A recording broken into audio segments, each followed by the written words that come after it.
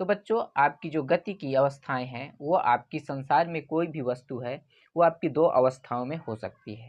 पहली आपकी गति अवस्था और दूसरी आपकी विरामावस्था।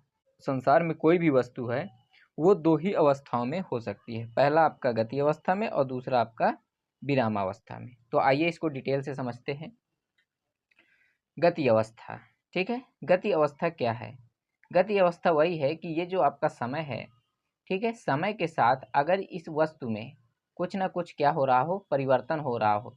जैसे ये आपका यहाँ पर समय बढ़ रहा है और साथ में आपका जो है इस वस्तु में परिवर्तन हो रहा है, तो हम कह सकते हैं कि ये जो आपकी बॉल है किस अवस्था में है? गति अवस्था में है, ठीक है।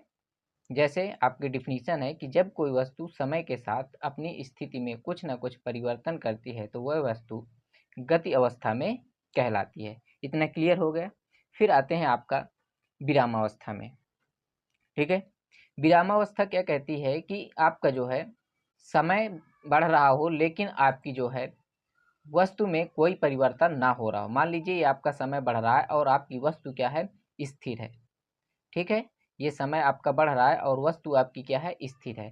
तो इस अवस्था को कहेंगे हम विरामावस्था, यानी कि समय के साथ साथ आपकी वस्तु की स्थिति में कोई परिवर्तन ना हो तो उसको कहते हैं विरामावस्था।